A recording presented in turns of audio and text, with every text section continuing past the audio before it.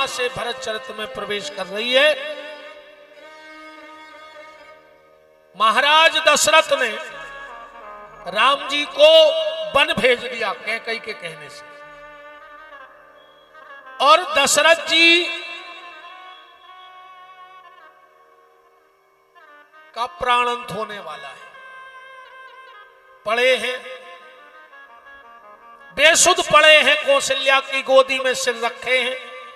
कौशल्या पंखा से हवा कर रहे हैं, और जैसे ही दशरथ जी को होश आता है तो सिर्फ एक शब्द मुंह से निकलता है, राम राम राम। कौशल्या, कहां है मेरा राम? कौशल्या, कहां है मेरा राम? कौशल्या ने कहा, महाराज आप इतने बेहबल क्यों हो रहे हो? आप इतने दुखी क्यों हो राम के बन जाने से? अभी मंत्री सुमंत लौट के नहीं आए हैं। अगर आप बहुत गहराई से मानस को पढ़ते हो तो जब राम लक्ष्मण और जानकी सिंहासन पर बैठ गए, राम लक्ष्मण जानकी सिंहासन पर बैठ गए,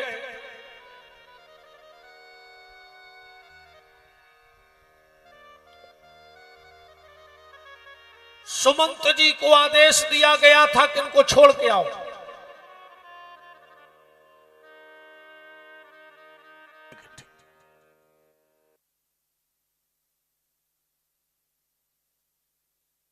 गहराई से रामायण को पढ़ते हैं तो सुनिए, जब राम लक्ष्मण जानकी रथ पर बैठ गए, एक सेवक भीतर से आया और सुमंत से बोला कि सुमंत जी, तुम्हें महाराज दशरथ ने महल में बुलाया है। राम लक्ष्मण जानकी रथ में बैठे हैं, सुमंत जी भीतर गए तो क्या देख रहे हैं? दशरथ जी बिल्कुल पागल से हो गए, बिल्कुल पागल से हो गए। आर्य सुमंत ने कहा, महाराज प्रणाम। दशरथ के मुंह से एक शब्द निकला, सुमंत आज ये बताओ तुम मेरे कौन हो? सुमंत ने कहा, महाराज अगर तो जितना राम अपने भरत को प्रेम करते हैं उतना आप मुझे प्रेम करते हो, तो मैं आपका छोटा भाई हूं। ये मेरा दिल कहता है तुम्हारे साथ रह करके। दशरथ ने कहा, तो सुनो आर्य सुमंत, आज एक महाराज दशरथ नहीं, एक राजा दशरथ नहीं, एक बड़ा भाई तुमसे कुछ मांग रहा है, क्या मुझे मिल जाएगा? सुमंत की आंखों में आंखों ढाल लग गई अश्रुओं की। आपने मुझे छोटा भाई कहा? महाराज आप आदेश करिए, ये सुमंत अपनी गर्दन काट करके आपके चरणों में रख देगा। दशरथ ने कहा, नहीं आर्य, मुझे तुम्हारा शीश नहीं, मेरा एक काम करोगे? बोले क्या? बोले मैं अपने राम को जानता हूं, मैं अपने राम को जानता हूं, वो वचन का बड़ा हठीला है, वो जाएगा। तो एक काम करना सुमंत, उसको 2-4 दिन जंगल में घुमाना, गंगा जी में डुबकी लगवाना और लौटा के ले आना। उसकी भी बात रह जाए और मेरी भी बात रह जाए। चौपाई पढ़िए, दशरथ और सुमंत का संवाद। के पन दिखाए, दशरथ जी कह रहे हैं, के पन दिखाए सुर सरियन वाए, ओ आनऊ फेर बेग दो भाई। और सुनो सुमंत, अगर राम ना भी लौटे तो मेरी पोत पतूहू जानकी को लौटा के ले आना, क्योंकि मैं दशरथ ने जनक को वचन दिया था। क्या वचन दिया था जनक जी के लिए दशरथ जी ने? जब सीता जी का डोला अयोध्या आया। बहुत भाव से कथा को सुनना। मैंने पहले दिन ही कहा था कि इसमें ज्यादा हंसी मजाक चुटकले नहीं है, पर ये आपके हृदय तक पहुंचने वाली बातें हैं इस कथा में। जब डोला आया और कौशल्या जी आरती की थाली लेकर गई अपनी बहू की अगवानी के लिए, और जैसे ही सीता जी के डोले के पास गई अब पर्दा हटाने लगी। दशरथ ने कहा रुक जाओ रानी, पहले पूछोगी नहीं?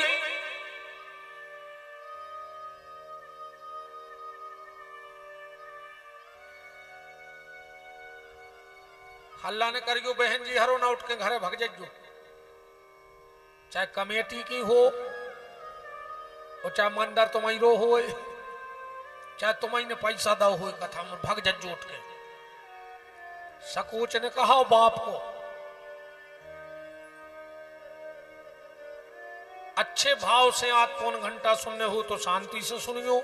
हम अब ही दो चार चुटकला सुना के 8 बजा दे, हमें पूरी कथाएं आउट है। हम हर प्रकार की कथा जानत बे हर बाण धरे हैं जो उनसे कहां खेसो शिकार होने। हम इतने चुटकला आउट है कि महीना खान हम के लिए चुटकला सुनाते रहे तुम रहते। इसे बिल्कुल शांति से सुनियो ना, उठ के घरे भग जज्जो, ठीक?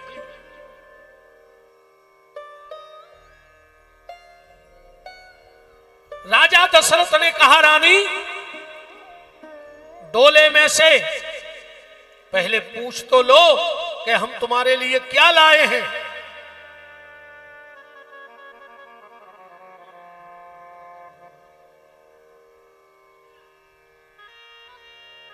अब तुम्हारे भी बेच जा भैया, तो सब व्यवस्थाएं चल रही, बेच जाओ।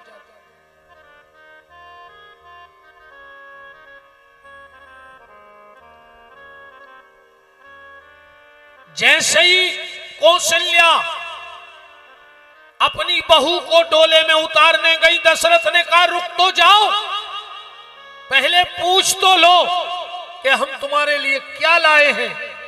कौशल्या ने कहा महाराज मैं इतना नहीं जानती कि इस डोले में क्या है। दशरथ ने कहा बताओ तो क्या है। बोले इसमें राम की पत्नी है। दशरथ ने कहा नहीं है।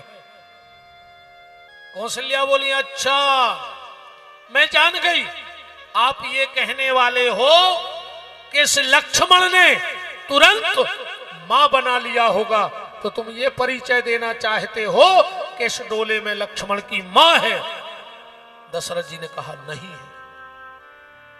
कौशल्या जी बोली महाराज आप ये कहना चाहते हो कि इस डोले में भरत की भाभी है। दशरथ ने कहा नहीं है। कौशल्या जी बोली अच्छा आप ये कहना चाहते हो कि कौशल्या इस डोले में जनक के प्राण हैं, क्योंकि हर बेटी अपने पापा की जान होती है।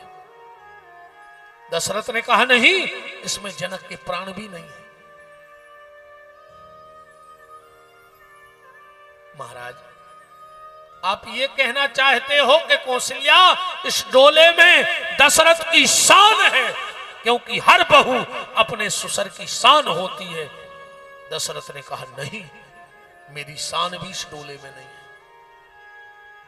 कौशल्या ने कहा महाराज सीधा सीधा बोल देते, हम आपका इशारा समझ गए। बोले क्या? कौशल्या ने कमर से चाबी का गुच्छा निकाला। बोले आप ये कहना चाहते हो कि कौशल्या तू बूढ़ी हो गई है, अब मैं अयोध्या की नई मालकिन लाया हूं, इसमें मालकिन है ना? दशरथ ने कहा नहीं, इस डोले में मालकिन भी नहीं है। कौशल्या ने कहा तो अब बताओ आप, जब राम की पत्नी नहीं है, लक्ष्मण की मां नहीं है, भरत की भाभी नहीं है, जनक के प्राण नहीं है, दशरथ की शान नहीं है, अयोध्या की मालकिन नहीं है, तो फिर क्या लाए हो मेरे लिए? और जो इतना कौशल्या ने कहा, दशरथ जी बगल में खंबा लगा था, पकड़ करके हिलकी देके रोने लगे। कौशल्या ने कहा महाराज आप रो रहे हो? अयोध्या पे बड़ी से बड़ी दिक्कतें आई, पर मैंने आपकी आंखों में आंसू नहीं देखे, और आज आपकी आंखों में आंसू है। दशरथ ने कहा, कौशल्या, तू इन आंसुओं की कीमत नहीं जान सकती है। क्यों? क्योंकि तेरे घर से कभी कोई बेटी विदा नहीं हुई है, तो तू क्या जाने कि बेटी की विदाई क्या होती है। जानती है कौशल्या, जब पूरी जनकपुर विदाई देने आया, चारों बहुएं डोले में बैठ गई, महाराज जनक मेरे सामने आए, वो घुटनन के बल मेरे आगे बैठ करके अपना मुकुट उतार करके और मेरे चरणों में रख दिया, दोनों हाथ जोड़ करके कहा, हे महाराज दशरथ,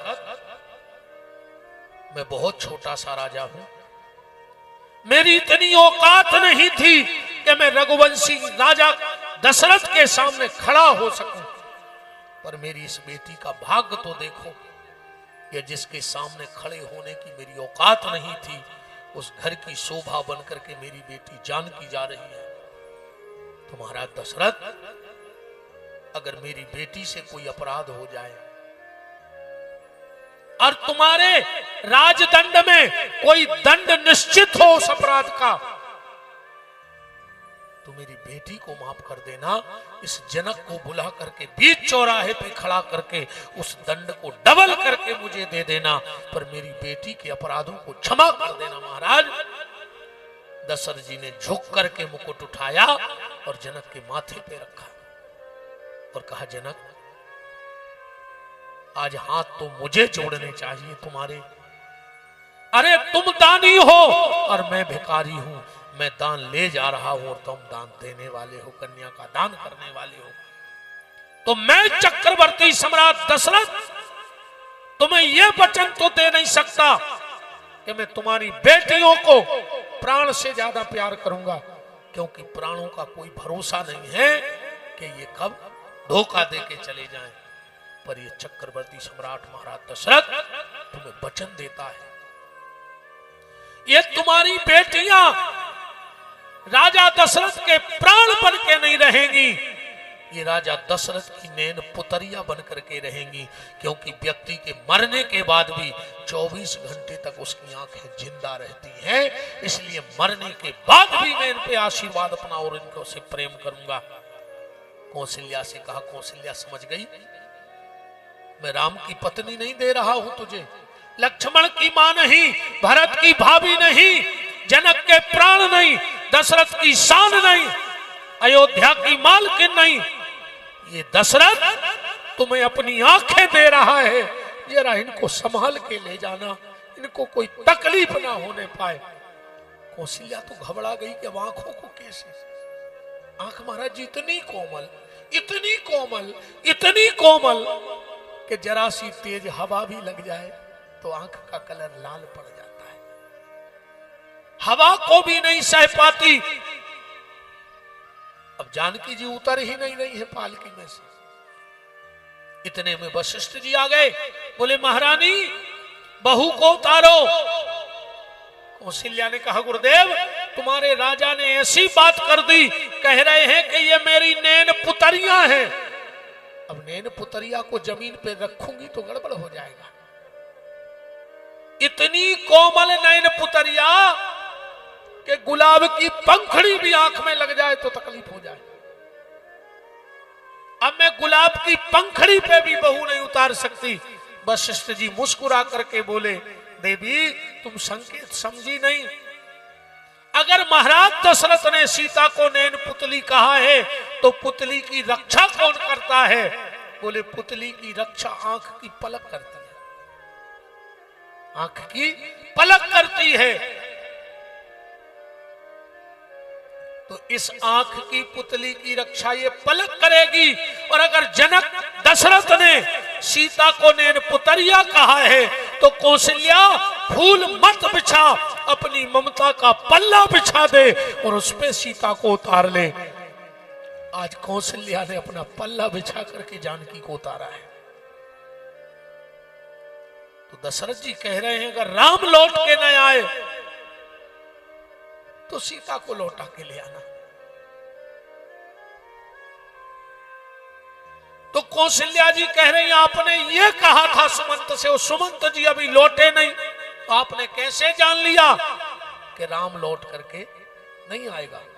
क्योंकि आज तक मंत्री सुमंत ने तुम्हारी किसी आज्ञा का उल्लंघन नहीं किया, तो आप इतने घबरा क्यों रहे हो? दशरथ बोले कौशल्या मुझे राम के बन जाने का दुख नहीं है, मुझे मंत्री सुमंत पे पूरा भरोसा है। तो फिर रो क्यों रहे हो नाथ? तो दशरथ का जवाब सुनना। दशरथ ने कहा कौशल्या मुझे तकलीफ इस बात की हो गई है कि जब कैकेयी के महल में राम को बुलाया गया और कैकेयी ने कहा राम तुम्हारे पिता की आज्ञा है कि तुम्हें तपस्वी का भेष लेकर 14 साल के लिए बन जाना है। जानती हो कौशल्या उस वक्त मेरे राम ने क्या किया? दोनों हाथ जोड़ करके कहा जो आज्ञा पिताजी। कौशल्या अगर मेरा राम मुझसे एक बार यह पूछ लेता कि पिताजी मेरी गलती क्या है जिसके लिए मुझे वन भेज रहे हो, तो मैं अपने आप को माफ कर देता। पर राम वो बेटा है जो गलती ना होने पर भी पिता की आज्ञा को तुरंत शिरोधार्य कर लेता है। पिता ने कहा बन जाना है, राम ने कहा आज्ञा। कोई आज का बेटा होता, और आज हो रहा है, आज की औलाद अपने बाप को थोड़ी थोड़ी जमीन के लिए कचहरी में घसीट रहा है। और जितना इतना समृद्धशाली राज्य अयोध्या, राम वो व्यक्तित्व हैं, राम वो व्यक्तित्व हैं। मैं चरित्र भरत का कह रहा हूं, पर राम के लिए 2-3 शब्द जरूर आज दिमाग में आए तो बोलना चाहता हूं। राम और रावण, इनमें फर्क क्या है? राम कौन है और रावण कौन है? एक सोच है, राम और रावण एक सोच है समाज में फैली हुई। अब तुम्हें देखना है कि तुम्हारे भीतर राम की सोच है कि रावण की सोच है। रावण की सोच क्या थी? दुनिया में जो भी सुंदर हो वो मुझे चाहिए। ये किसकी सोच है? रावण की। और अगर तुम्हारी भी ऐसी सोच है तो समझ लेना तुम भी रावण हो। दुनिया में जो सुंदर है वो मुझे चाहिए, ये रावण की सोच है। और मेरे पास जो है वो सबसे सुंदर है, ये मेरे राम जी की सोच है। मेरे पास जो है वो सबसे सुंदर है, यही राम है। रावण ने जीवन भर जमीनों पे कब्जा किया, जमीन बढ़ाई, और राम ने जीवन भर अपना जमीर बढ़ाया। रावण जमीन का लोभी था और राम जी जमीर के रक्षक थे। रावण बंधन युक्त है और राम जी बंधन मुक्त है। राम जी के जीवन में कोई बंधन नहीं है और रावण के जीवन में बंधन है। राम ने और रावण दल बढ़ाना चाहता था और उस पर अपना साम्राज्य स्थापित करना चाहता था। राम ने दल नहीं बढ़ाया, राम दिलों में अपनी जगह बना करके चले गए। राम दिलों में राज्य करते थे और रावण दलों पे राज्य करता था, बस इतना फर्क है।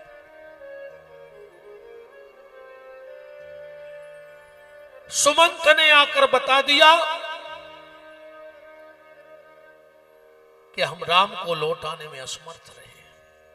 और जो इतने शब्द दशरथ के कान में पड़े, आज दशरथ को वो वचन याद आ गया। कौन सा? जब दशरथ जी महाराज मनु थे तो भगवान से एक वरदान मांगा था कि फानी बिन मानी और जल बिन मीना और मम जीवन प्रभु तुम ही अधीना। जैसे जल के बिना मछली और फणी के बिना, मणि के बिना फणी नहीं रह पाता, ऐसा मेरा जीवन हो जाए। तो बातें महाराज जी दोनों सिद्ध हुई। पहला वरदान क्या था कि फानी बेन मानी, अगर कुछ दिन को सांप से मणि दूर हो जाए तो सांप जिंदा रह लेता है, तुरंत नहीं मरता। 1 साल तक के भीतर अगर सांप की मणि न मिले तो सांप प्राण त्याग देगा, पर 1 साल के भीतर अगर मणि लौटाए तो सांप नहीं मरता। इसीलिए वरदान पहला था फानी बेन मानी। इसलिए राम जी पहली बार 6 महीने दशरथ जी से अलग रहे। कहां? जनकपुर में। दशरथ जी नहीं मरे क्योंकि वरदान है फानी बेन मानी। और दूसरा वरदान कौन सा है? जल बिन मीना, पर मछली जल से निकल के तुरंत मर जाती है। इसीलिए राम जी जब दूसरी बार वन को गए तो आज वो दूसरा वरदान सार्थक हो रहा है कि जल बिन मीना। दशरथ को याद आ गया कि राम दूसरी बार गए हैं, वन में बचने वाला नहीं। अचानक कौशल्या से बोले, कौशल्या देखो देखो वो अंधी, वो मुझे श्राप दे रहे हैं कि दशरथ जैसे मैं पुत्र वियोग में तड़प तड़प के मर रहा हूं, ऐसे एक दिन तुम भी पुत्र वियोग में तड़प तड़प के मरोगे। तापस अंध, रामायण पढ़ना, तापस अंध श्राप सुधि आई। दशरथ जी को अंत में उस तपस्वी की बात याद आई। अब यहां भी ध्यान से सुनना, जो बात मैं आपके बीच में रखने वाला हूं आज की कथा में, सप्त भेदी बाण, ये बड़ा विवादित प्रश्न है समाज का आज कि सप्त भेदी बाण आखिर है क्या? सप्त भेदी बाण का मतलब है कि बाल जितना भी अंतर न आवे वहीं जाके बाण घले तो सप्त भेदी बाण। नादरा की खदरा में तो जैसे हम बाण मार दे सो पूरी दीवार में कहूं न कहूं तो घाले। अब दशरथ जी ने शब्द भेदी बाण चलाया। बहुत ध्यान से सुनना बात को आज की। अच्छा, जब श्रवण कुमार पानी भरवे गए तूमा लेके, तो जो भी व्यक्ति घाट पे पानी भरने जाता है तो कभी लेट के तो भरता नहीं। ये लेट के भरा था कि पहले हम लेट जाएं फिर तूमा भरें। जब भी आदमी बहते जल में पानी भरता है तो निहुर के भरता है। भरता है कि नहीं भरता? टेढ़े होके। अब तूमा डूबा है पानी में और ज्यादा नहीं तो तूमा का और हृदय का अंतर 2 बेता तो रहा होगा। और शब्द कहां से निकल रहा था? तूमा के मुंह से। जब पानी भरो तो book book book book book की आवाज तो तूमा में आ रही, तो बाण कहां घलने? तो तूमा में। और घल गो छाती में, तो काय को शब्द भेदी बाण। जहां से शब्द निकला वहां शब्द बाण घलना था तूमा में। फिर लोगों ने कथा बनाई कि जब दशरथ जी ने बाण मारा उसी समय रावण ने छुप के श्रवण की छाती में बाण मारा। चलो मैं मानता हूं कि रावण वहां था, पर राजा दशरथ इतने कम बुद्धि वाले राजा तो थे नहीं। मान के चलो हमारी पिस्टल से हम एक फायर करें और आदमी मर जाए 2 और गोली चली हो 1, तो फिर हम पता नहीं करके और दूसरी गोली कोने मारी। दशरथ जी तुरंत जान जाते कि मेरा बाण तो तूमा में लगा है, तो ये दूसरा बाण श्रवण की छाती में कहां से आ गया? एक प्रश्न चिन्ह। दूसरा, जब अंधे अंधी ने श्राप दिया तो क्या श्राप दिया? कि आज हम जैसे अपने पुत्र के वियोग में तड़प तड़प के मर रहे हैं, जिसने मेरे पुत्र को मारा वो भी ऐसे ही तड़प तड़प के मरेगा। तो फिर दशरथ क्यों मरे तड़प तड़प के? रावण को मरना था। अगर रावण ने बाण मारा है तो रावण को मरना था।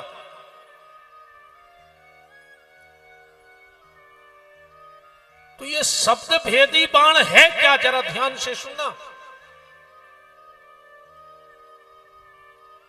एक बार देवासुर संग्राम हुआ। आज शब्द भेदी बाण को समझ लो। पहले तो देवासुर संग्राम हुआ और उस देवासुर संग्राम में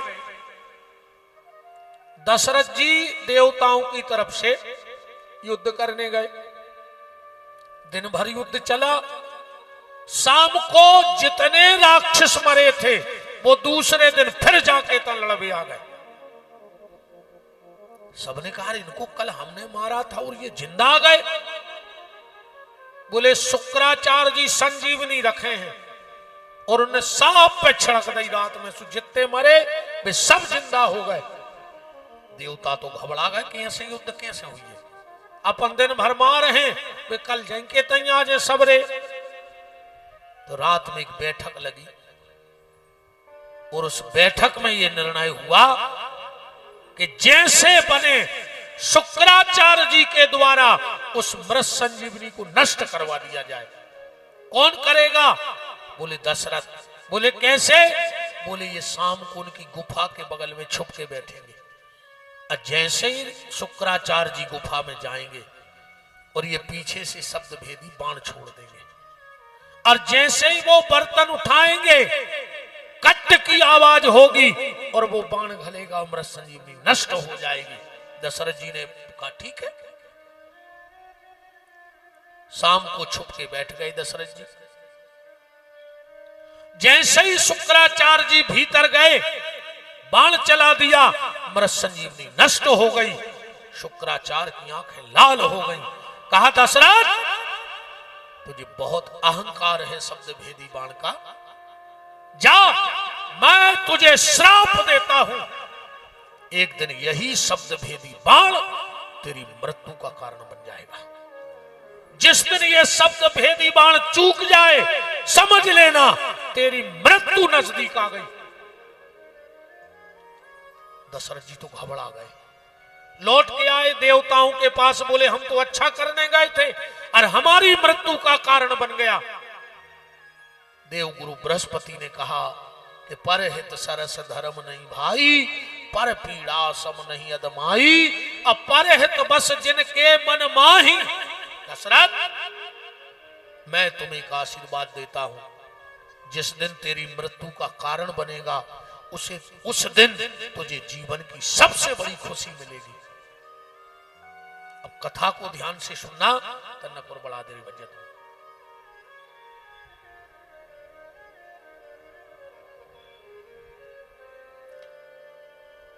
जैसे ही राजा दशरथ ने बाण तो मारा था तूमे में, पर वो शुक्राचार्य का श्राप था, इसलिए शब्द भेदी बाण चूक गया और श्रवण की छाती में लग गया।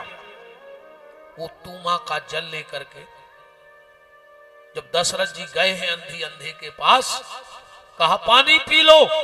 बोले ये तो मेरे बेटे की आवाज है नहीं, ये मेरे बेटे की आवाज नहीं है। दशरथ ने कहा मुझसे अपराध हो गया, तुम्हारा बेटा मेरे बाण से मारा गया। अंधी ने श्राप दिया। ध्यान से सुनना। दशरथ को जीवन की सबसे बड़ी खुशी मिल रही है।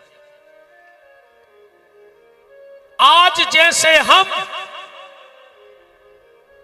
अपने पुत्र के वियोग में तड़प तड़प के मर रहे हैं, ऐसे एक दिन तू भी अपने पुत्र के वियोग में तड़प तड़प के मरेगा। दशरथ जी नचन लगे। क्यों? क्योंकि अभी तक मेरे यहां कोई औलाद है नहीं और मरना तो निश्चित है। मौत तो आएगी। मनुष्य जन्म मिला है, कुछ हो चाहे ना हो, पर मरना तो पड़ेगा। मनुष्य बने जरूरी नहीं है कि तुम पैसा कमा पे हो कि नहीं कमा पे हो, कि है जरूरी। मनुष्य बन गए जरूरी नहीं कि तुम नाम कमा पाओगे कि नहीं कमा पाओगे। जरूरी नहीं कि तुम पढ़ लिख पाओगे कि नहीं पढ़ लिख पाओगे। जरूरी नहीं है मनुष्य बन गए तो तुम्हारी शादी हो जाए, कोई जरूरी नहीं है। और अपनी तो छोड़ दे, देश के कई मुख्यमंत्री ऐसे भाई जिनको ब्याह नहीं भाव, तुम लग कौन गिनती में रहे। देश के कई प्रधानमंत्री ऐसे भाई जिनको ब्याह नहीं भाव, देश के कई राष्ट्रपति ऐसे भाई जिनको ब्याह नहीं भाव। वह तो उनकी किस्मत अलग हती कि वे राष्ट्र के पति बन गए, एक के नहीं बन पाए तो। पर ऐसा अपना तो अपना भाग्य तो है नहीं। पर एक बात गारंटी है, अगर मनुष्य बने हो तो मरना तो पड़ेगा। तो दशरथ जी ने कहा मरना तो था, पर अब निपूते नहीं मरेंगे, अब पुत्रवान होके मरेंगे, क्योंकि मुझे पुत्र के वियोग में मरने का श्राप मिल गया। दशरथ जी ने कहा और श्राप दे दो, पर प्यासे मत मरो। दोनों अंधा अंधी ने अपने शरीर में आग प्रकट कर ली, धू धू करके शरीर जलने लगा। दशरथ जी वो कमंडल लेकर 7 चक्कर लगाए चिता के। बस एक ही बात, प्यासे मत जाओ, प्यासे मत जाओ। पर वो दोनों अंधा अंधी प्यासे मर गए। दशरथ जी ने आके घोषणा करवा दी कि उन अंधे अंधी ने मेरे हाथ से भली जल नहीं पिया, पर दुनिया में कोई तो ऐसा बेटा जन्म लेगा जिसके हाथ से वो पानी पिएंगे। इसलिए आज के बाद जहां भी चिता जलाई जाए, एक नया मटका मंगवाया जाए। आता है कि नहीं आता? फिर उसमें छेद किया जाए और कंधे पे रख करके चिता की 7 परिक्रमाएं लगाई जाए। तब से ये परंपरा हमारे सनातन धर्म में है।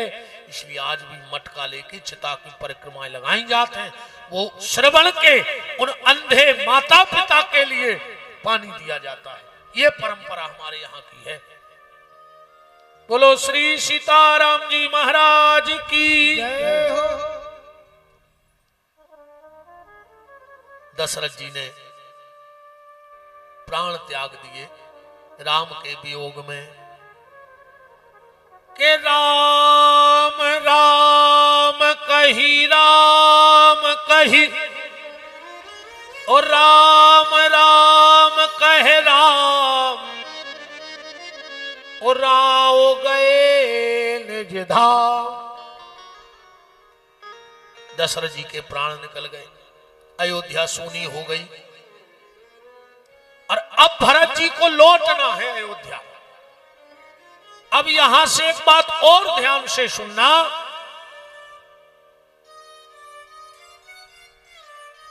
माता कैकेयी का प्रवेश हो रहा है अब रामायण में। अब ये बात समझना कि माता कैकेयी वंदनीय है कि निंदनीय है। आज भी कोई माँ बाप अपनी बेटी का नाम कैकेयी नहीं रखते कि रखते हैं? कोई भी माँ बाप अपनी बेटी का नाम कैकेयी नहीं रखते। क्यों नहीं रखते? क्योंकि उन्होंने कभी सत्संग किया नहीं, साधु सेवा की नहीं।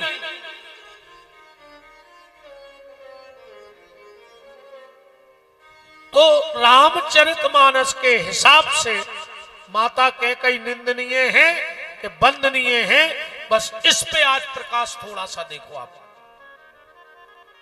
दुनिया में अगर राम से सबसे ज्यादा कोई प्रेम करता है तो वो माता कैकेयी करती है। सबसे ज्यादा प्रेम अगर पूरे रामचरितमानस में राम से किसी ने किया है तो माता कैकेयी ने किया है। इतना प्रेम करती हैं, इतना प्रेम करती हैं माता कैकेयी कि राम के लिए यश तो कोई भी ले लेता है, पर राम के लिए अपयश कैकेयी ने लिया है।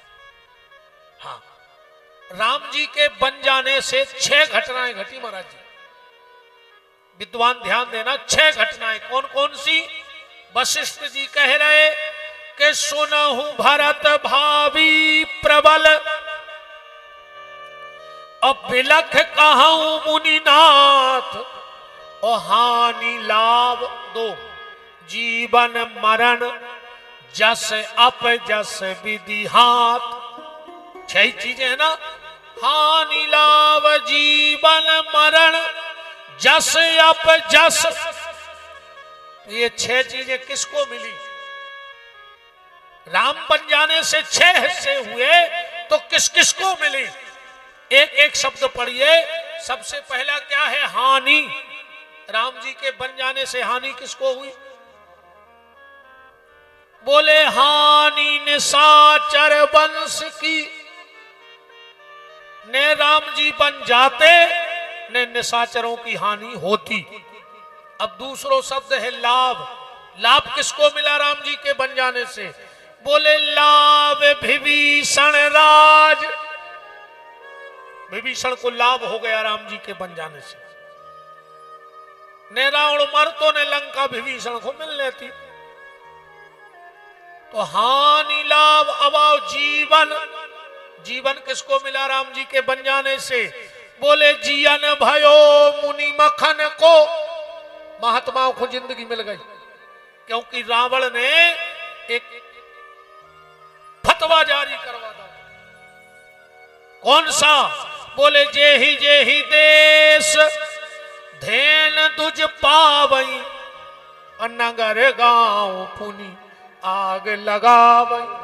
जहां जे डाली वारे मिल जाए, कंठी वारे मिल जाए, चंदन वारे मिल जाए, इन पे पेट्रोल डाल के आग लगा। ये रावण का आदेश था, रामायण में लिखा है। तो जियन भयो मुनि मखन को। अच्छा, राम जी के बन जावे से मौत कौन को मिली? ऐसे में एक शब्द है जीवन मरण। तो दशरथ मरण अकाज। दशरथ जी को मौत मिल गई राम जी के बन जाए से। ने राम बन जाते ने दशरथ मरते। अब दो शब्द रह गए, जस और अपजस। तो राम जी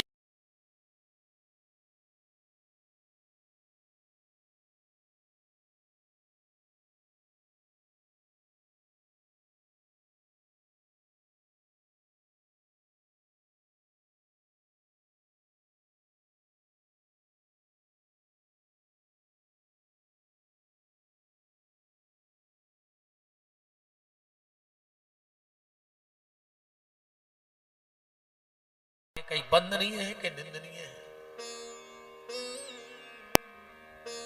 माता कह कहीं वो पात्र है, वो पात्र है कि जिसकी बराबरी रामचरितमानस में कोई कर नहीं सकता है। एक बार राम जी गेंद खेल रहे थे। बहुत ध्यान से सुनियो भाव। गेंद खेलते खेलते गेंद कैकई के महल में चली गई। सब ने कहा राम तुम चले जाओ लेने गेंद, मां तुमसे कुछ नहीं कहेगी।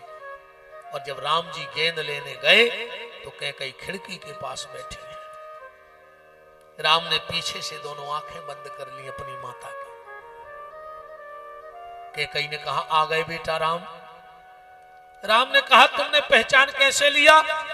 कैकई कहती है राम अभी तो तूने मुझे छू लिया है, जब तू मेरे महल की तरफ आता है तो वो हवा कहती है कि कैकई तेरे कलेजे का टुकड़ा राम आ रहा है, तो मैं तुझे ना पहचानूंगी क्या? चल छोड़, हाथ छोड़, आंखें खोल। राम ने कहा मां तुम बातें मीठी मीठी करती है पर तुम मुझे प्रेम नहीं करती है। कैकई ने कहा राम, तुरंत ऐसा हाथ पकड़ा, सामने खींच लिया, खबरदार अब अगर दूसरी बार कहा तो। राम ने कहा चिड़ो मत, जो सत्य है सो सत्य है। तू भरत को ज्यादा चाहती है और मुझे कम चाहती है। कैकई ने कहा तो सुन राम, कल का सूर्योदय में भरत का मुंह न देखूं। अगर मैं तुझे कम और भरत को ज्यादा चाहती हूं तो कल का सूर्योदय भरत देख ना पाए। राम मेरे प्राण हो तुम। मां तो मैं कुछ मांगूंगा तो मिल जाएगा। कैकई ने कहा मांग के देखो। राम ने कहा मां पर तुम मुझे दोगी नहीं, एक बार मांग के तो देखो राम। राम ने कहा मां मेरे सर पे हाथ रख के सौगंध खा के कह दे। कैकई समझ नहीं पाई कि आखिर बात क्या है। राम के सिर पे हाथ रख दिया, राघव तेरी सौगंध, तू जो मांगेगा मैं तुझे दे दूंगी। राम ने कहा मां मुझे 14 साल का वनवास मांग ले। कैकई पछाड़ खा के गिर पड़ी, होश में आई, आंखों में आंसू भर के बोली, राम तूने ये क्या मांग लिया? राम ने कहा, मां अपने अपयश को डर रही है। कैकई कहती, नहीं राम, मैं अपने अपयश को नहीं डर रही हूं, ना मुझे अपयश का कोई डर है, मैं तो तेरे तकलीफों को डर रही हूं कि 14 साल तुझे। राम ने कहा, मां अब दुनिया तुझे बुरा समझेगी। कैकई ने कहा, राम एक बात बता बेटा, दुनिया मुझे भला बुरा समझे पर तू तो मुझे बुरा नहीं समझेगा। राम ने कहा, नहीं मां। तो कैकई बोली, मैं दुनिया की बुराई सह लूंगी पर मैं अपने राम की बुराई नहीं सह पाऊंगी। मुझे 14 साल के लिए वन मांग ले मां। कैकई दोनों हाथ जोड़ के कहती है कि राघव, कसम तो तूने रखा ली तो वनवास को मैं मांगूंगी, तेरी कसम मैं तोड़ नहीं सकती। पर राम एक बात बता दे आज मुझे, ये तेरी कौन सी रीति है रे राघव कि जो तुझे सबसे ज्यादा प्रेम करता है तू उसी की परीक्षा क्यों लेता है? कैकई पूछ रही है कि जो तुझे सबसे ज्यादा मानता है, जो सबसे ज्यादा तुझसे प्रेम करता है, तू उसी की परीक्षा क्यों लेता है?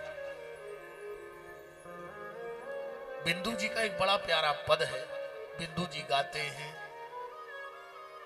हे राम तुम्हारी दुनिया में क्यों भक्त सताए जाते हैं, हे राम तुम्हारी दुनिया में क्यों भक्त सताए जाते हैं, हे राम तुम्हारी दुनिया में क्यों भक्त सताए जाते हैं, हे राम तुम्हारी दुनिया में क्यों भक्त सताए जाते हैं।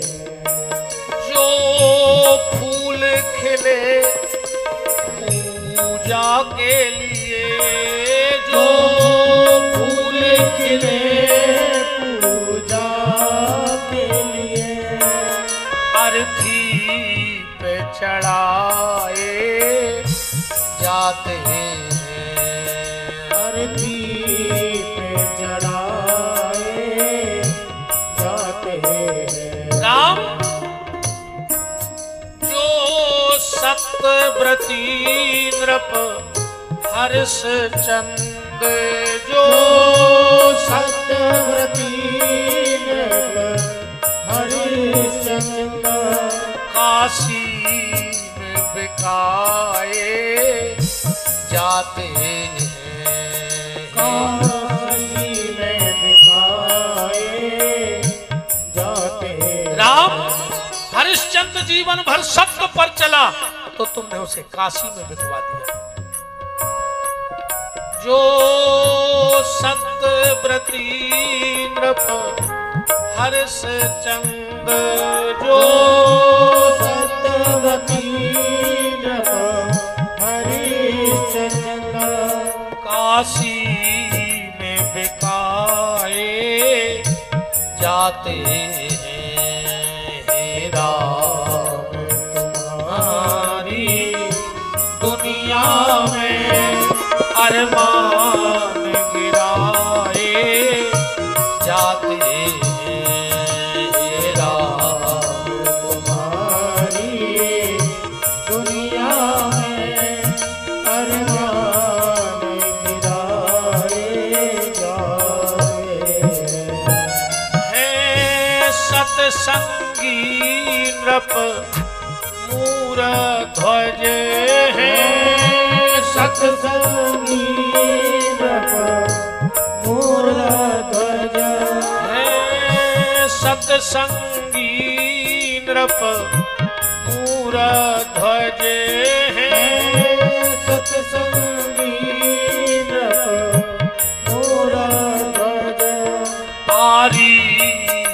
कटाए जाते हैं राम।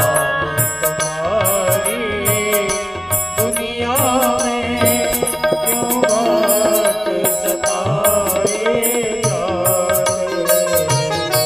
जो करते हैं प्रभु तुमसे प्रेम, जो करते हैं प्रभु तुमसे प्रेम।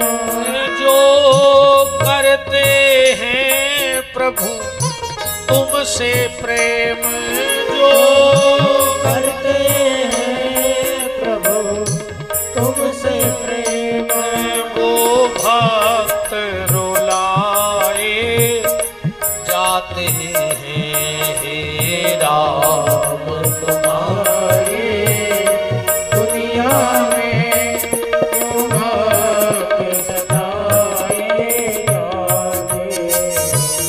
हे राम तुम्हारी दुनिया में अरमान गिराए जाते हैं हे राम।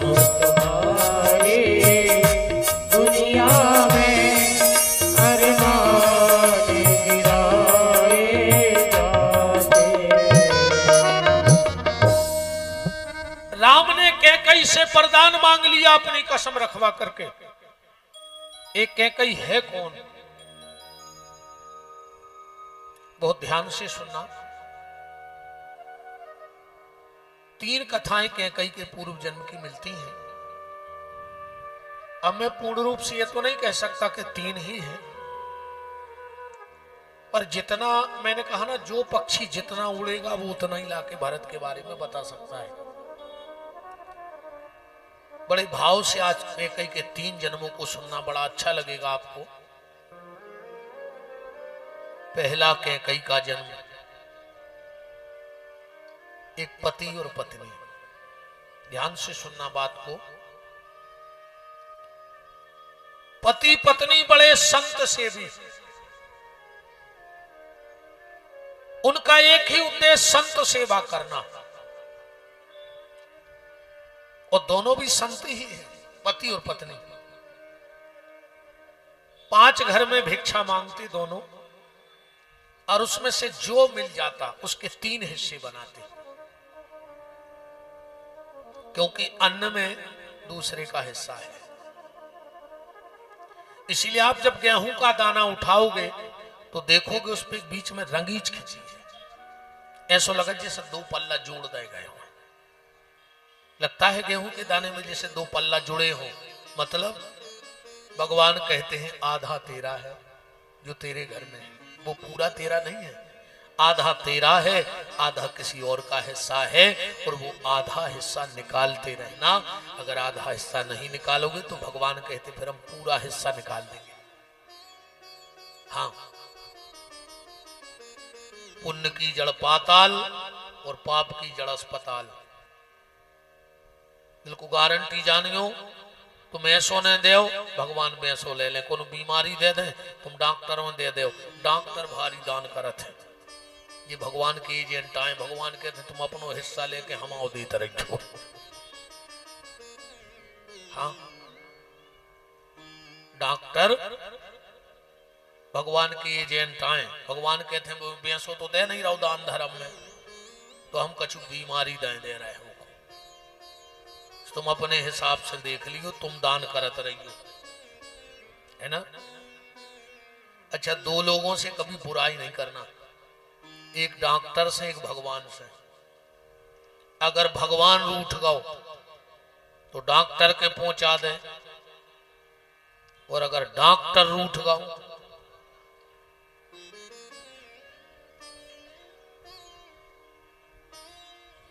तो भगवान के पहुंचा दे। मैं बिल्कुल 2 मत न मानियो। हाँ, भगवान रूठेगा तो डॉक्टर के, और डॉक्टर रूठेगा तो भगवान के। कहने का निवेदन ये है कि तुम्हारे घर में किसी और का हिस्सा रखा है। मैं कई बार कथाओं में कहता हूं, तुम्हारे घर कोई कपड़ा मांगने आए मत दो, देना है दो, नहीं दो तुम्हारी इच्छा है। सोना मांगने आए, चांदी मांगने आए, मदद मांगने आए, गाड़ी मांगने आए, पैसा मांगने आए, देना है नहीं देना ये तुम्हारा मैटर है। पर अगर कोई तुम्हारे घर के दरवाजे रोटी मांगने आ जाए तो अगर तुमने दिन भर से न खाई हो और घर में एक रोटी हो तो उठा करके उसको दे देना, पर घर के दरवाजे से किसी को भूखा मत जाने देना। हर चीज को मना कर देना, बस घर के दरवाजे से रोटी को मना मत करना। पति घर में ना हो और पत्नी घर में हो, और अगर कोई रोटी मांगते आ जाए और पत्नी अगर मना कर दे, अब आजकल की तो मना कर ही दे, वे घर बारी को नहीं बना रही, बेकारी को बने हैं का। अच्छा आदमी के पैसा बढ़ो और दो तीन चीजें कम हो जा, गारंटी जानियो। पैसा बारे के हम तो बहुत पहचान बनाए हैं। पहली पहचान वो के घर रोटी हल्की बनत है, जितने बड़े घर में जो हो उतनी हल्की रोटी। कहूं कहूं तो ऐसा लगा जैसे नौ दुर्गा की कुछ आई हुए वे अठवाई।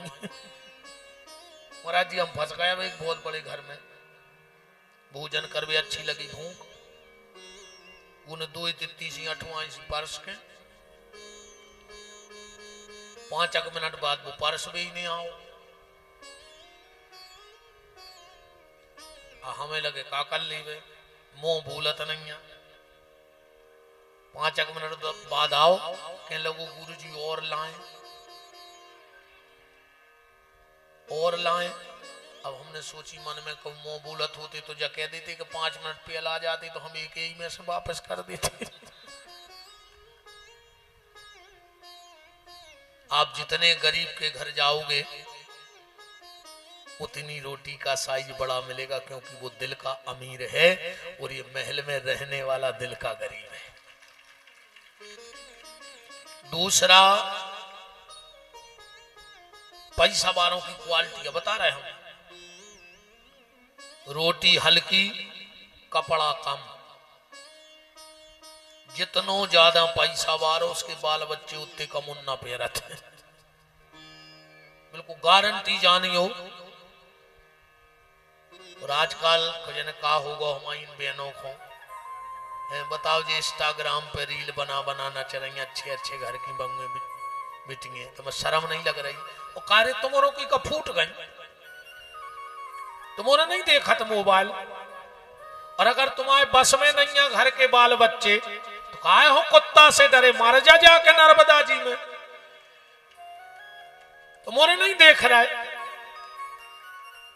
का, बिल्कुल ही फूट गई।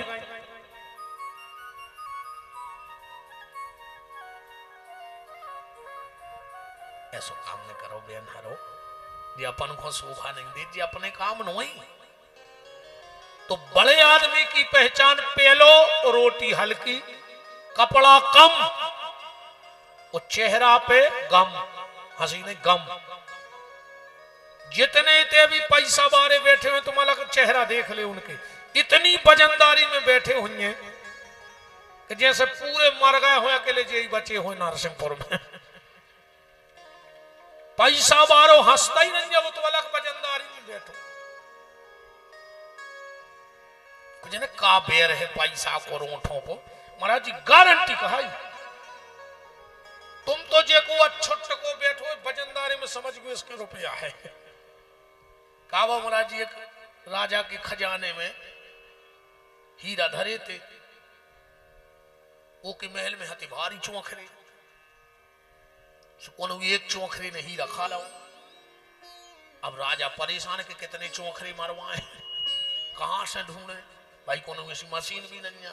तो एक महात्मा जी आए, राजा टेंशन में बोले क्यों? बोले मेरा सबसे कीमती हीरा किसी चूहे ने निगल लिया, पता नहीं लग रहा। महात्मा बोलो 1 मिनट में लग गया पता। बोले का? बोले चूहा कहाँ है? बोले वो कमराई में निकला थे। महात्मा गौ सो पूरे चूहा एक कोनिया में हते और एक चौखरो एक कोनिया में बैठो था। महात्मा बोले घुमाड़ा रहो के पेट में धरो है। बोले का है? बोले वो बैठो समाज से अलग, वो जो घमंड है कि हमारे पेट में हीरा है। समझ गए? आज के आदमी के चेहरा से हंसी ऐसी गोल हो गई ऐसी गोल हो गई, ऐसी गोल हो गई, ऐसी गोल हो गई। तुम उन्हें बते हो कि हमें बताएं? तो सुन ले फिर, आज के आदमी के चेहरा से ऐसी हंसी गोल हो गई जैसे चुनाव जीतने के बाद नेता गोल हो जाते।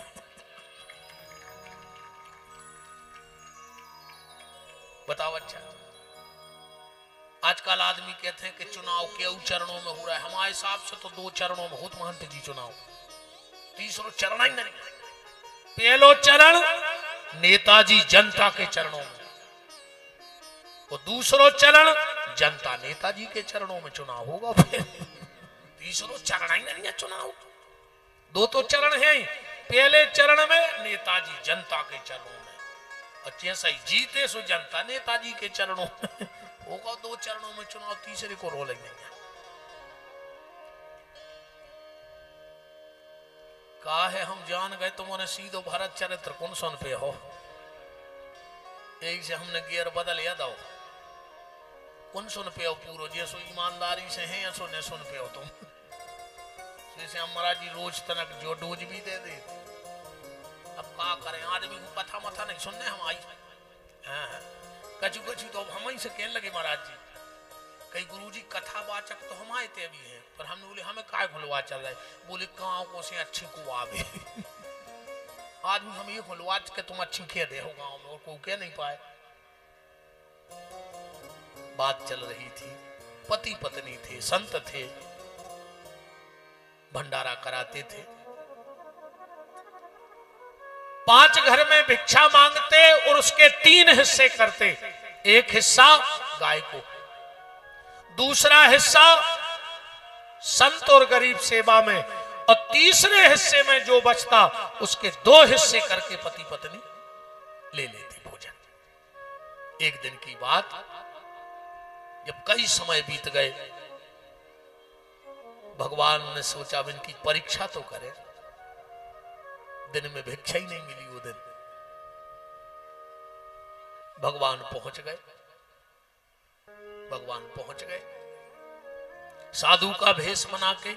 महात्मा जी घर में नहीं थे, अकेली पत्नी थी। झुपड़िया में टेर लगा दी, भवती भिक्षाम देहि, और साथ में भगवान एक वृद्ध को भी ले गए बना के। वो देवी बाहर आई, अरे वाह मेरे दरवाजे संत पधारे, मेरा जीवन धन्य हो गया। महाराज जी प्रसादी, हाँ। बोले मेरे पति गए हैं भिक्षा मांगने, आप बैठो। जैसे ही पति भिक्षा मांग के आएंगे और हम आपको और ये वृद्ध महात्मा है इनको भोजन कराएंगे। भगवान बैठ गए। आध घंटा हो गया। भगवान बोले सुनो माता जी, हम तो भूख सह लेते हैं, पर ये बूढ़ा साधु भूख नहीं सह पाता। तुम करा पाओ भोजन तो हाँ भरो, ना हम जाएं। अब पत्नी ने सोचा अगर भूखा महात्मा घर से चला गया कोई, तो मेरे पति का तो जीवन की तपस्या का नाश हो जाएगा। रुको महाराज, मैं अभी जाती हूं कुछ भोजन प्रसादी के लिए। वो देवी बगल की दुकान पे गई, सेठ से बोली सेठ मुझे थोड़ा सा गुड़ और चना दे दो। मेरे घर में महात्मा आए हैं, बूढ़े महात्मा हैं, भूखे हैं, अभी हमारे पति भिक्षा मांग के आएंगे तो हम तुम्हारी उधारी चुका देंगे। उस सेठ ने कहा नहीं, यहां कोई उधारी उधारी नहीं चलती, नगद की बात हो तो बताओ वरना रहने दो।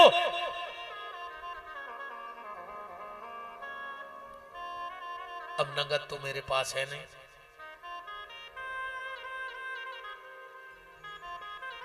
दुकानदार सेठ बोला कि सुनो, क्या तुम अपनी सुंदरता मुझे दे सकती हो?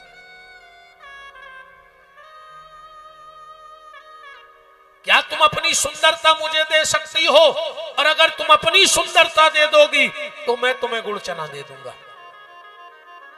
उस देवी ने 2 मिनट विचार किया, चलो ठीक है गुड़ चना लाओ, हम अपनी सुंदरता तुम्हें देते हैं। और रही गुड़ फोड़ने की एक वो नुकीली पखरी सी होती, वो रखी थी। बहुत ध्यान से बात को सुनना, भगवान ऐसे नहीं मिल जाते किसी को भी। उस देवी ने क्या किया, वो गुड़ फोड़ने वाला नुकीला हथियार उठाया और अपने दोनों स्तन काट करके तराजू में रख दिए कि लो मेरी सुंदरता ले लो, पर मुझे गुड़ और चना दे दो। शेठ तो अबाक रह गया कि ये क्या हुआ। महाराज जी उसने दोनों स्तन काट के रख दिए दुकान में कि लो तेरी नजर मेरी सुंदरता पे थी तो ले। गई झोपड़िया में थाल में चना और गुड़ रख रही है। भगवान बोले माता जी कितनी देर हो गई, और जो भगवान भीतर गए तो पूरी कुटिया में खून ही खून बह रहा है। भगवान बोले माता जी ये खून, आंखों में आंसू आ गए। महात्मा मेरे पति का तप ना चला जाए इसलिए मैं गुड़ चलाने गई थी, पर उस सेठ की नीयत खराब हो गई, वो मेरे चमड़ी के शरीर पे मर गया और उसने मेरी सुंदरता मांगी, पर मैं तुम्हें भूखा नहीं जाने देना चाहती थी, इसलिए मैं अपने दोनों स्तन काट के सेठ को दे आई, उसको मेरी सुंदरता चाहिए। भगवान की आंखों में आंसू आ गए, सिर पे हाथ रखा, बोले मां इतना बड़ा त्याग, जा अगली बार तू महाराज दशरथ की पत्नी कैकई बनेगी, मेरा जन्म तो कौशल्या के गर्भ से होगा, पर मैं पैपान आकर के तेरी गोदी में ही करूंगा। ये है माता कैकई, ये माता कैकई है। एक जन्म ये भी मिलता है, ध्यान से सुनना। एक बार भगवान और लक्ष्मी जी बैठे थे, दोनों बात छिड़ गई कि दुनिया के जितने भी रिश्ते हैं उन रिश्तों में कहीं ना कहीं कोई ना कोई लोभ है। हां एक बात और मेरी नोट कर लेना, इस दुनिया में जब दो चीजें मिलेंगी तो तुम्हें घर से, परिवार से, कुल से और खानदान से मिलेंगी। दो चीजें तीसरा व्यक्ति दे ही नहीं सकता, दूसरा व्यक्ति दे दे तो बताना। सबसे पहले दाग, दाग कौन देता है? कोई अपना, कुल का, खानदान का, यही देंगे दाग के नहीं देंगे। बाहर के तो दाग देने आते नहीं। दाग भी अपने देंगे और जिस दिन देंगे तो दगा भी अपने ही देंगे, गारंटी है बाहर वाला दगा नहीं देगा। दाग और दगा ये जब भी मिलता है तो तुम्हें अपने से मिलता है। तो भगवान बोले नहीं देवी, संसार में सारे रिश्ते बदल सकते हैं पर मां नहीं बदल सकती। पूत कपूत हो सकता है पर माता को माता नहीं हो सकती। अरे लक्ष्मी बोली प्रभु पैसे के लिए सब बिक जाते हैं, भगवान बोले मां को खरीदने वाला पैदा ही नहीं हुआ। ऐसी कोई दौलत नहीं बनी जिसमें मां की ममता बिक जाए। लक्ष्मी बोली मैं नहीं मानती, भगवान बोले तो देख लो। कई बार तो देश के राजा की पुत्री का विवाह हो रहा था, धूमधाम से शादी हो रही थी। पहले बुजुर्ग लोग जानते होंगे 3 दिन का विवाह होता था, अब तो 3 घंटे का तो ठीक 3 मिनट का नहीं होता, अब तो पूरा विवाह कैमरे वाले करते हैं। बस पंडितों को काम खत्म, रात भर फोटो खींची और जो 5 बजे कई पंडित जी तना जल्दी करियो। पंडित जी के बाप को कहा जा रहा हो तुम तो तहीं चलवाए जा, कहां पे खड़ा हो पंडित जी के बाप को बताओ। फोटो खिंचवावे रात भर और मंत्र बुलवावे रत्ती भर को टाइम नहीं है तुम्हें, बताओ। है जी अरुगा दारुगा गंजेड़ी फंजेड़ी जी आशीर्वाद देवे जा रहे होते, जे खुद मरत फिर रहा है, जिनके खुद कुछ ठिकानो नंजा के कबे मार जाए। कई दूल्हा के जीजा को फूफा खुलवा ले आओ, फूफा ने पीला 18 पगवा, 6 आदमी पड़ा सो खचोर के ले गए स्टेज पे। वो दरुगा को आशीर्वाद लगे वो मारत फिर रहा। कई दूल्हा के मामा को ढूंढो, मामा गांजो चढ़ा गए, वे कैमरा वाले की मूड पे हाथ धरे, उनको होश ही नैया के सगो भनेज को आए। बताओ रिश्ते बिगड़े रे लाख बार बिगड़ जाएं, पर अगर तुम्हें पता हो कि जो रिश्तेदार दारू पियत है, जो उन्होंने मोड़ी को ब्याह करो, मोड़ा को मंच ने चढ़ा दी, हम करे बिटिया को ब्याह दे, तुम उन्हें बोले सवा है हम एक कोने चढ़न दे, वो कौन सिंह बनो रहा है। तन्नक बसा गई तो हम तो कार्ड में भी छपवा है, बिल्कुल छपवा के बांट है कार्ड। कि सारी व्यवस्थाएं आपके अनुरूप है, पर लाइलोन की पलंगें भी मंगवाई हैं हमने महाराज जी जब छोटे भाई की शादी करी थी, हमने सबसे कह रही थी, रिश्तेदारों से, अपने बारों से, कि बारातें चलने हैं, जितनी इज्जत से चलो हो उसे दूनी इज्जत दे हैं और तिगनी इज्जत से लौटे हैं। अगर तन्नक रंग हो गए तो हम बिल्कुल चप्पल बना के तुम्हारी थोतरी पहुंचे होते ऐसे चली बुने हम आए थे बारात। बताओ यार, शेखे बेटा बिटिया हो, वो वही दिन से सपने देखा थे कि हमारी बिटिया को ब्याह हुई, हम ऐसो कर, हम सो कर, हम सो कर, और उन्हें 20 रुपया को फंसाओ पगवा कुत्तों आओ, आधा घंटा में लड़ भड़ के वो तो भाग गाओ, ओके पूरी जिंदगी के अरमान में लोग हरिया लगा के चलो गो। अब तो बारात में अच्छे बांस के लट्ठो धरो तेल पिया के। अच्छा ने उनको खबर रहे कि नचताई में देखो अच्छो पड़ो रुपये हो, का खबर कोने मारो, वो तो कल था तेरे कुत्तों आई सवेरे नोता रहे, दवाई करवा दी जो कद्दुआर का पता को मार के भागो भीड़ भाड़ में। बताओ दारू पियो तुम, भोगे जी हमारी बहने, माँ बहन की गाली जे सुने की क्या गलती है बताओ। तुमने तो बहन एक काम कर पी के आवे, भीतर से लगा जो कुंडी और एक बाघुटी दियो करहाई में, ने तो को उसे कह पे है कि हमें लुगाई ने मारो है।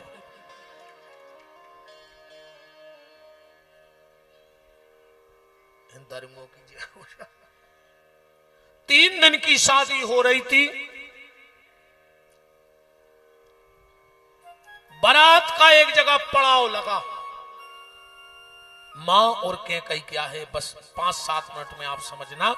एक जगह पड़ाव लगा और भगवान को, लक्ष्मी को बताना है कि कई मां क्या होती है, तो भगवान तुरंत के बच्चा बने और एक झाड़ी में जाके रोने लगे।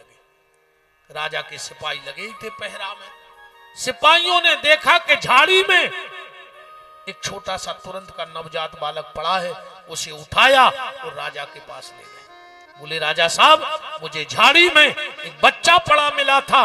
अब राजा बोले मैं क्या जानूं बच्चों के बारे में, एक काम करो मेरी बहू को दे दो। सिपाही ले गया बहू के पास। अरे वो रानी जो को ब्याह हो रहा, तो वह बोली ये क्या कर रहे हो, मेरी शादी हुई है, मैं पहली बार ससुराल जा रही हूं, वो तुरंत का बच्चा ले जाऊंगी, समाज क्या कहेगा। ससुर उठ आ गया, राजा जो था, बेटा ले लो हम हैं गवाए में, पति बोलो ले लो गोदी में, हम हैं गवाए में, सिपाही बोलो हम हैं, मंत्री बोलो हम हैं। उस रानी की गोदी में जिनका विवाह हुआ है राजकुमारी का, वो बच्चा रख दिया जो भगवान बने हैं। भगवान ही तो आए, और जो भगवान ने मुस्कुराहट मारी नैया रानी के चेहरा को देख के। तुम लोगों ने एक बात सुनी होगी नरसिंहपुर वालों ने, सुनने में तो बड़ी अटपटी लगती है, पर विपिन बिहारी तो अटपटी बात कोई ठीक करने के लिए। एक बात आप सबने सुनी होगी, नए नए लड़के कहते हैं कि पहली नजर का प्यार बड़ा सच्चा होता है। सुना है? ये नए नए बच्चे कहते हैं पहली नजर का प्यार बड़ा सच्चा होता है। विपिन बिहारी नरसिंहपुर की मंच पे गरज के कह रहा है कि पहली नजर का ही प्यार सच्चा होता है, क्योंकि जिस दिन हम दुनिया में आए थे हमने पहली नजर अपनी माँ से मिलाई थी और माँ ने मुझसे मिलाई थी, और माँ और बेटे से सच्चा प्यार दुनिया में किसी का हो नहीं सकता है। फिर तो हजारों से नजर मिल गई, पहली नजर तो बाह थी जो माँ ने हमें देखा था और हमने माँ को देखा था, और वही सच्चा प्यार था। भगवान मुस्कुराए, रानी के अंदर इतनी ममता उमड़ी, इतनी ममता उमड़ी कि वो ममता शरीर में से बहने लगी। रानी ने उस बच्चे को गोदी में दूध पिलाया, बारात उठी चली। दरवाजे पे रानी बच्चा लाए, मोचाइने को खड़ी है, सास सूपा में आरती की थाली लेके आई। और बताओ सास आवे मोचाइने को, बहू लाए हो तुरंत को बाल बच्चों, ये क्या नाटक है? राजा बोलो नाटक नहीं, जंगल में पड़ो तो हमारे सामने उठा के दो है गोदी में। पति बोलो हाँ मां, रिश्तेदार बोले हाँ। बस सास बोली कि तुम्हारे आओ आदमी, तुम अभी तेरिया चरित्र नहीं जानत। और अगर ये बच्चा इसका नहीं है तो कुंवारी मां को दूध कहां से आ गया ये बताओ। पति ने तुरंत तौलिया छोड़ दे, ससुर हट गए, रिश्तेदार हट गए, वो रानी अकेली गोदी में बालक लाए खड़ी है। सास बोली अब तुमने तेरिया चरित्र नहीं जानत, तुमने जानत नरसिंहपुर वारी भाऊ कब तुम आए थे? रामचरित हो रहा हो, कृष्ण चरित्र, शिव चरित्र, हनुमान चरित्र होगा, भरत चरित्र होगा, तेरिया चरित्र सुनो। पाठक जी कब नहीं सुनो, सुन ले, जरूरी है, एक ही जानकारी भी जरूरी है।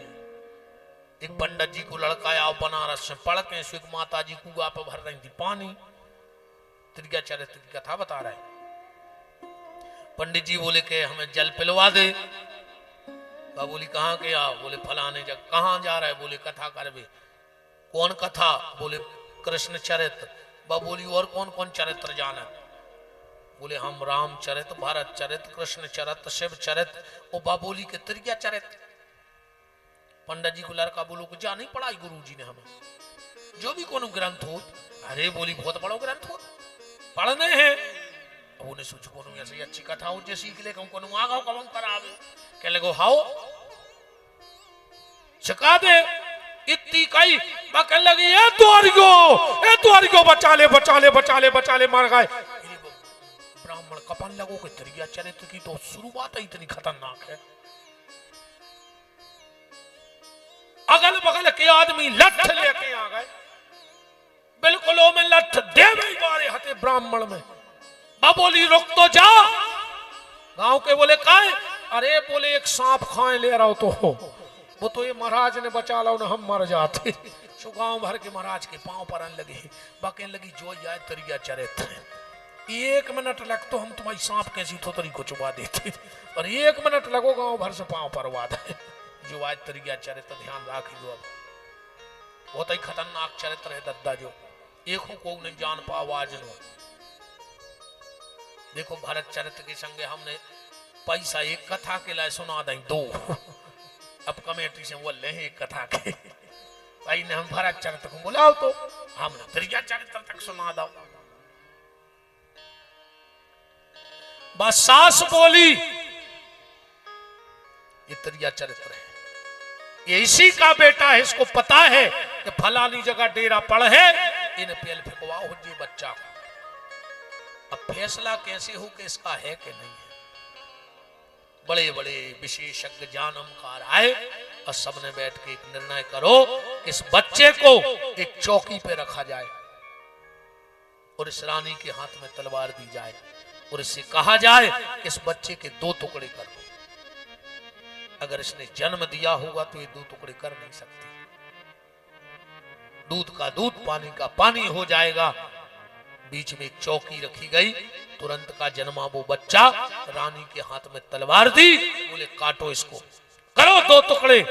और रानी ने जो तलवार उठाई काटने को, मन में विचार आया ये मेरा बेटा नहीं है, ये मैं जानती हूं और वो ऊपर वाला जानता है, पर मैंने इसको अपना दूध पिला दिया है तो ममता का रिश्ता तो जुड़ गया है, मैं इसे कैसे काट दूं? मन में सोच रही है रानी, तलवार को हाथ ऊपर है। और रानी ने यह भी सोच लिया कि अगर मैंने इसको नहीं काटा तो मेरा पति मुझे अभी घर से निकाल देगा, पिता अब मुझे स्वीकार करेगा नहीं, क्योंकि पिता तो कन्यादान करके फ्री हो गया, पति मुझे घर से निकाल देगा, क्या करूं?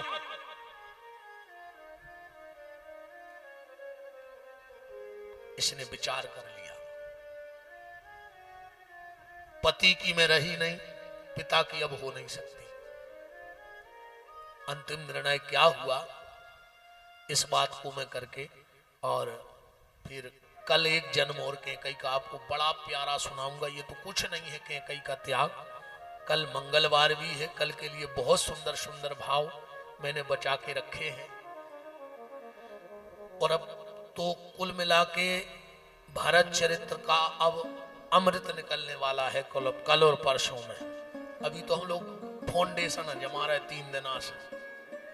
भरत चर तो अब न करे है जब भरत जी लौट के आए हैं।